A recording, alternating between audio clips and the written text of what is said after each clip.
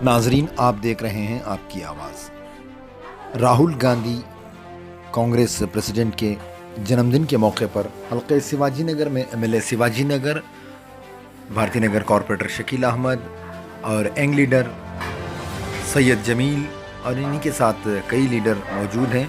इन्होंने शहीदों को श्रद्धांजलि दी और शहीदों को याद किया। इसी के साथ साथ जन्मदिन के मौके पर इन्होंने तमाम मार्केट, जो शिवाजी नगर के कई मार्केट्स में मास्क भी डिस्ट्रीब्यूशन किया। शिवाजी नगर के लोगों में और दुकानदारों में, वहाँ के कस्टमर्स में, हर एक मार्केट में मास्क डिस्ट्रीब्यूशन करते हुए आप देख सकते हैं तस्वीरों में।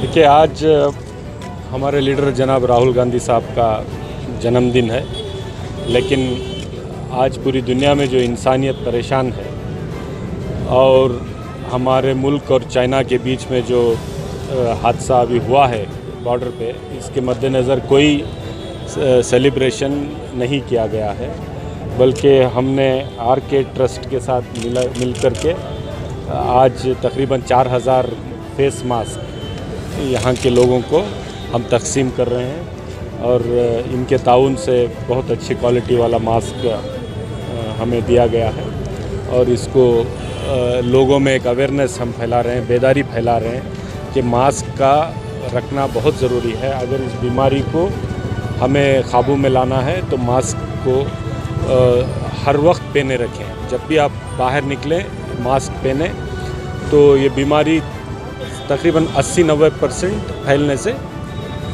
बच सकते हैं। तो हमारा सबका फ़र्ज़ है कि हमें इस बीमारी को रोकना भी है और हमारी तरफ से किसी और को ना फैले और किसी और से हमें ना लगे, तो मास्क का पहनना बहुत ज़रूरी है। तो इन लोगों ने लेट्स मास्क इंडिया बोलकर एक प्रोग्राम बनाया है, उसके तहत मैंने भी इनसे गुजारिश की थी, तो इन्होंने कई हज़ार मास्क आज हमें यहाँ पे बांटने का एक हमें सबको मौका मिला है। आने वाले दिनों में और कई बड़ी तादाद में हम मास्क बांटेंगे, लोगों में बेदारी भी पैदा करेंगे।